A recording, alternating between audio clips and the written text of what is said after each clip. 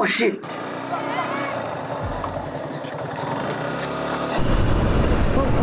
Oh shit! Accident হয়ে গেছে সাজেক।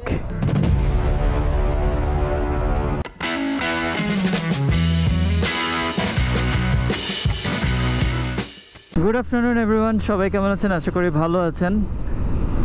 তো বাইক অ্যাক্সিডেন্ট কেন হয়? সবাই বাইক নিয়ে অনেক চিন্তিত থাকে, বাবা মারা চিন্তিত থাকে যে বাইক খুবই ডেঞ্জারাস একটি যানবাহন এবং প্রচুর অ্যাক্সিডেন্ট হচ্ছে।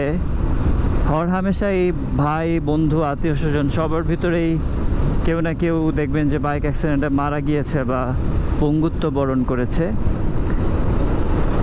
তো বাইক অ্যাক্সিডেন্টের কারণ কি? আমরা প্রথমত আমরা অসচেতন, সেফটি গিয়ার তো পরি না। তবে বাইক রাইডিংয়ে কিছু নিয়ম নীতি আছে যেগুলো ফলো করলে আপনার বাইক অ্যাক্সিডেন্ট কম হবে, না হওয়ার সম্ভাবনাই বেশি থাকবে। অর্থাৎ রাইডিং স্টাইলটা আপনার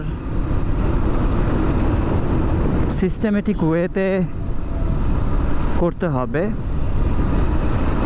তো আমি কয়েকটি রিজন বের করেছি বাইক অ্যাক্সিডেন্ট কেন করে সাধারণত আমাদের দেশে, সেগুলো আমি একে একে বলছি।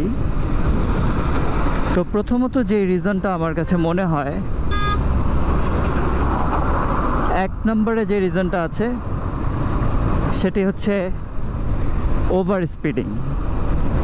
এক নম্বরেই আমি ওভার স্পিডিংটাকে দায়ী করব, কারণ যত গতি তত ক্ষতি, আর বাইক কন্ট্রোলের বাইরে চলে যাবে ওভার স্পিডিং করতে গিয়ে। আর আমাদের রাস্তাঘাট কোথাও ভাঙা, হুটহাট গাড়ি ঢোকে, তো ওভার স্পিডিং করলে আপনি সাডেনলি আপনার বাইকটা কোনো সাডেন মুহূর্তে যখন আপনার ইমার্জেন্সি ব্রেক করতে হবে তখন আপনি বাইকটাকে কন্ট্রোল করতে পারবেন না, এবং যার কারণেই অ্যাক্সিডেন্টটা হয়ে যাবে। সো আমার মনে হয় ওভার স্পিডিং হচ্ছে এক নাম্বার কারণ বাইক অ্যাক্সিডেন্টের। সেকেন্ড যে রিজনটা হচ্ছে সেটি হচ্ছে যে আমরা আমাদের বাইকটাকে নিয়ে ডেঞ্জার জোনে ঢুকে যাই। অর্থাৎ রাইডিংয়ের সময় কয়েকটি জোনে আপনি চালাতে পারেন, সেফ জোন অথবা ডেঞ্জার জোন, আর অনেকের ভাষায় রেড জোন বলা হয় বা গ্রিন জোন। তো রেড জোনে আপনি কখনো বাইক চালাবেন না। রেড জোন কোনগুলা? সেগুলো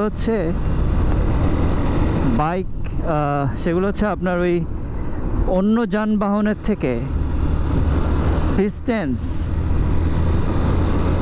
সঠিক ডিস্টেন্স রেখে বাইকটা চালাবেন। যেমন আমি বাইকটি রাইড করছি, আমার আশেপাশে কোনো গাড়ি নাই, আমি যে কোনো সময় আমার বাইকটিকে কন্ট্রোল করে ফেলতে পারবো। কিন্তু আমি যদি এমন একটা সিচুয়েশনে, এমন একটা ডিস্টেন্সে বাইক রাইড করি যে হঠাৎ আমি বাইকটা কন্ট্রোল করতে পারবো না, যে আরেকটা যানবাহনের সাথে লেগে যাবে, সেটি একেবারেই ঠিক না। সেই ইয়েতে আপনি একেবারেই রাইড করবেন না। আর হচ্ছে ক্লোজ কল অন্য যানবাহনের সাথে ক্লোজ কল দিতে, মানে একদম কাছাকাছি ঘেঁষে রাইড করা একদমই উচিত না। তো সেটিকেও ডেঞ্জার জোনের ভেতরেই আমি রাখবো। তো এই ক্লোজ কল দিতে গিয়েই অ্যাক্সিডেন্টগুলো কিন্তু বেশি হয়। থার্ড যে রিজনটি আছে সেটি হচ্ছে বিভিন্ন টার্নিংয়ে অ্যালার্ট না থাকা। কারণ আমরা এই রাস্তা দিয়ে যাচ্ছি, আশেপাশ দিয়ে ছোট অনেক সড়ক, অনেক রাস্তা বের হয়ে এই হাইওয়ের সাথে মিলিত হয়। তো সেই জায়গাগুলোতে আপনাকে অ্যালার্ট থাকতে হবে যে ওই রাস্তাগুলো দিয়ে কোনো রিক্সা বা কোনো ছোট গাড়ি বা যে কোনো ধরনের যানবাহন বের হচ্ছে কিনা আপনাকে অবশ্যই খেয়াল রাখতে হবে। আদারওয়াইজ আপনি ওই গাড়ির সাথে ধাক্কা খেতে পারেন, বাড়ি খেতে পারেন, একটা দুর্ঘটনা ঘটতে পারে। এবং আপনি নিজেও যখন টার্ন নেবেন অপোজিট দিক থেকে, টার্নিংয়ে অনেক সময় দেখা যায় না, সম্পূর্ণ ব্লাইন্ড সাইডে থাকে টার্নিংটা। তো সেই জায়গাটায় আপনি খেয়াল করবেন যে অপোজিট দিকে কোনো গাড়ি আছে কি না। অবশ্যই হর্ন ইউজ করবেন এবং স্লোলি অ্যালার্ট থেকে টার্নিং করবেন। ফোর্থ রিজন হচ্ছে সাডেনলি লেন চেঞ্জ করে। আমাদের দেশে তো লেন মানাই হয় না, যে যেভাবে পারে চালায়। তো এই বিষয়টা খুবই ডেঞ্জারাস। আমার মনে হয় যে এই বিষয়টার কারণে অ্যাক্সিডেন্ট হয়। ধরেন আমি একটি লেন ধরে চালাচ্ছি, তো এই যে বাইকটা হঠাৎ এই লেনে ঢুকলো, তো এরকম হুটহাট আমরা লেন পরিবর্তন করে ফেলি। তো যার কারণে আমি যদি এখন হঠাৎ করে লেন পরিবর্তন করি, তো দেখা যাবে যে ওই সাইডে একটা গাড়ি আছে, সে কিন্তু আমাকে মেরে দিতে পারে, আমার সাথে অ্যাক্সিডেন্ট করে ফেলতে পারে। তো সাডেন লেন চেঞ্জ করা যাবে না, আগে পিছনে দেখে ইন্ডিকেটর ইউজ করে দেন লেন চেঞ্জ করতে হবে। বাইকের অ্যাক্সিডেন্টের আরেকটি অন্যতম কারণ হচ্ছে বাউলি মারা। আমাদের দেশে ইয়াং জেনারেশনের ছেলেদের ভিতরে এই জিনিসটা খুব বেশি, এবং অ্যাক্সিডেন্ট কিন্তু ইয়াং জেনারেশনের ছেলেরাই বেশি করে। তো ওভার স্পিডিং করে এবং বাউলি মারে। বাউলি জিনিসটা কি? বাউলি জিনিসটা হচ্ছে আপনার দেখবেন যে বাইক তিরিং বিরিং করে চালাচ্ছে। তো যার কারণে হয় কি, রাস্তা অনেক সময় অনেক ইটের টুকরা থাকতে পারে, বা চাকায় অনেক সময় গ্রিপ থাকে না, অ্যাক্সিডেন্ট হয়ে স্লিপ করে ফেলে, এবং অন্যান্য গাড়ির সাথে তো ধাক্কা খেয়ে অ্যাক্সিডেন্ট করতেই পারে এই বাউলি মারার কারণে। তো বাউলি মারা যাবে না একদমই, স্ট্রেইট রাইড করতে হবে এবং সাবধানে রাইড করতে হবে। অলওয়েজ সাবধান না থাকলে অ্যাক্সিডেন্ট হবেই। বাইক অ্যাক্সিডেন্টের অন্যতম আরেকটি রিজন হচ্ছে আনসেফ ওভারটেকিং। আমরা যখন ওভারটেকিং করি তখন পুরো সিচুয়েশনটা আমাদেরকে মেজার করে নিতে হবে যে আমি গাড়িটাকে ওভারটেকিং করতে পারবো কি না, যথেষ্ট স্পেস আছে কি না, এবং যে গাড়িটিকে ওভারটেকিং করছি সেই গাড়িটি কতটুকু স্পিডে আছে এবং আমার গাড়ির স্পিড কতটুকু, এবং হর্ন দিতে হবে। যে গাড়িটিকে ওভারটেকিং করছি সেই গাড়িটির চালককে সতর্ক করতে হবে যে আমি ওভারটেক করছি, এবং তা না হলে হুট করে সেও কিন্তু চাপিয়ে দিতে পারে। সে যদি চাপিয়ে দেয় তাহলে অ্যাক্সিডেন্ট হয়ে যাবে। আর একটি ভুল কখনোই করবেন না যে গাড়ির অলওয়েজ ডান সাইড দিয়ে ওভারটেকিং করবেন,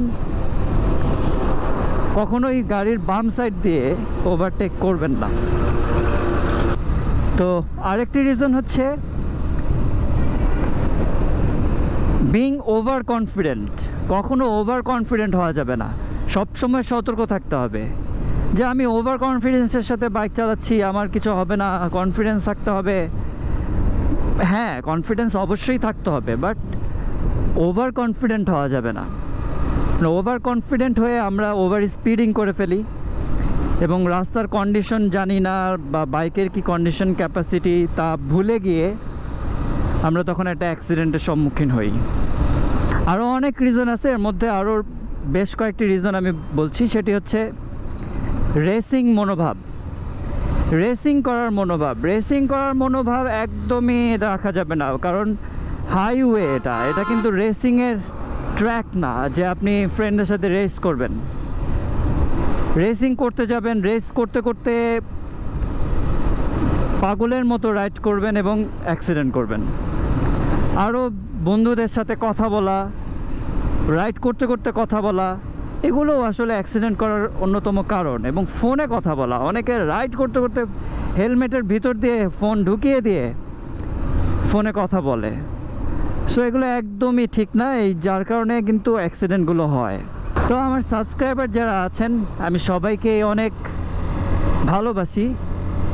সো আমি চাই না আমার কোনো সাবস্ক্রাইবার বা আমার পরিচিত আত্মীয় স্বজন বন্ধুবান্ধব কেউ দুর্ঘটনায় পড়ুক, বিশেষ করে বাইক অ্যাক্সিডেন্ট করুক। তো এই বিষয়গুলো অবশ্যই আপনারা মাথায় রাখবেন কারণ সময়ের চেয়ে জীবনের মূল্য অনেক বেশি। আজকে আপনি বেঁচে গেলে হয়তো অনেক কাজ করতে পারবেন, জীবনে অনেক কিছু করতে পারবেন, কিন্তু কোনো কাজকে গুরুত্ব দিতে গিয়ে রাস্তায় তাড়াহুড়া করে অ্যাক্সিডেন্টের সম্মুখীন হলে আপনার জীবনটাই চলে যেতে পারে। আর যদি আপনি হাত পা বা এই ধরনের কোনো অঙ্গহানি হয় আপনার, তাহলে কিন্তু আপনার সারা জীবনটাই একটা কষ্টকর জীবনে পরিণত হবে। সো আপনারা অবশ্যই সাবধানে রাইড করবেন। তো বন্ধুরা, আপনার নিজের কারণে যেন অন্য কারো ক্ষতি না হয় সেভাবেও রাইড করবেন। উচ্ছৃঙ্খলভাবে রাইড করা একদমই উচিত না, এবং আমাদের দেশের সড়কে আসলে নিয়ম শৃঙ্খলা নেই বললেই চলে। উল্টা আসে গাড়ি, উল্টা আসে, এই ধরনের উল্টা আসা গাড়িগুলোর দিকে খেয়াল করবেন। তো সড়কে নিয়ম শৃঙ্খলা ফিরিয়ে আনার জন্য আমাদের সবাইকেই এক হয়ে কাজ করতে হবে। প্রশাসনকেও কাজ করতে হবে, এবং যারা আমরা রাইড করি, রাস্তায় চলাচল করি, সবাইকেই সতর্ক হতে হবে। আর সবাই সতর্ক হলেই দুর্ঘটনার হার অনেকটাই কমে যাবে। আর সবারই কিন্তু পরিবার রয়েছে, আর এক একজন মানুষ মিলেই আমরাই কিন্তু দেশ। আমরা একজন একজন করে যদি ঠিক হয়ে যাই, দেশটাই একদিন বদলে যাবে, দেশটাই ঠিক হয়ে যাবে। আসুন আমরা সেফলি রাইড করি, রাস্তার নিয়মকানুন মেনে চলি, এবং নিজে নিরাপদ থাকি, অন্যকেও নিরাপদ রাখি।